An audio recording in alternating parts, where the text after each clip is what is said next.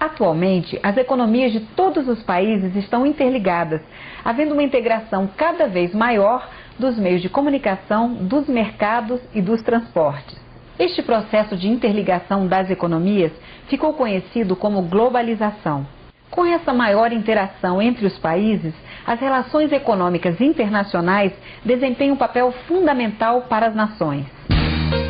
No entanto, cada país possui sua própria moeda.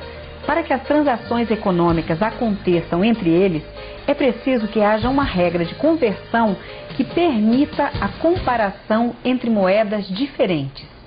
Essa regra é a taxa de câmbio. Vamos ver como ela funciona. Você se lembra das leis de mercado?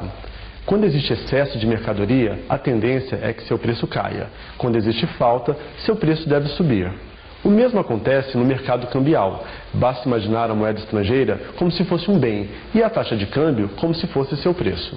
A taxa de câmbio é dada pela quantidade necessária de reais para adquirir uma unidade da moeda estrangeira.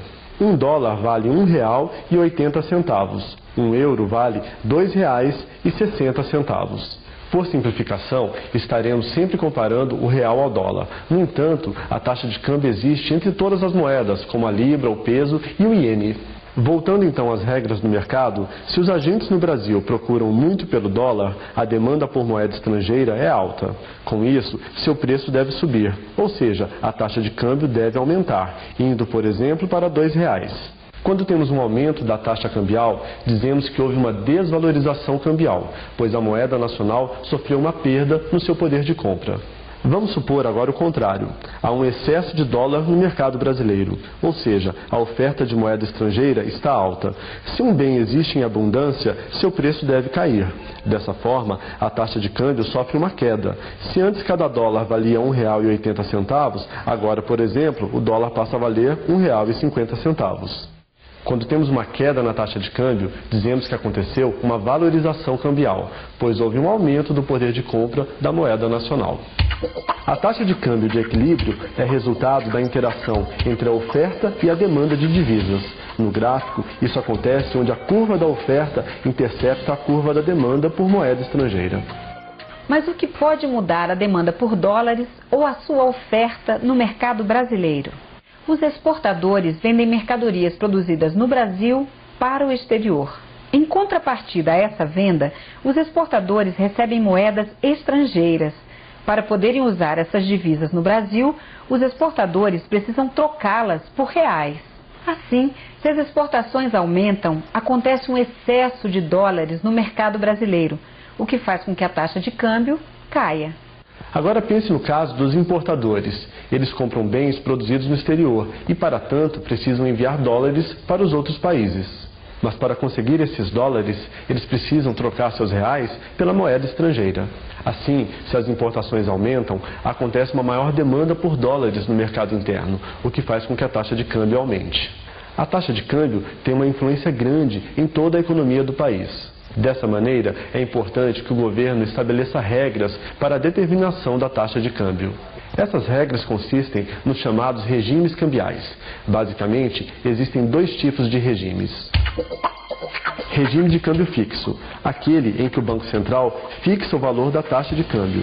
Nesse caso, o Banco Central deve possuir moeda estrangeira suficiente para atender uma situação de excesso de demanda por divisas. Regime de câmbio flutuante. A taxa de câmbio deve ajustar-se de modo a equilibrar o mercado de divisas. O excesso de demanda por divisas elevará o preço da moeda estrangeira e vice-versa. Há ainda um regime cambial denominado flutuação suja. Neste caso, trata-se de um regime flutuante em que se aceitam intervenções do Banco Central, de forma a evitar instabilidades, não permitindo grandes oscilações num curto período de tempo. É o que acontece na maior parte dos países e no Brasil. Já vimos que o volume de exportações e importações pode afetar a taxa de câmbio no país, mas também pode acontecer o contrário. Vamos supor que o nosso câmbio tenha desvalorizado por algum motivo externo, como alguma crise internacional.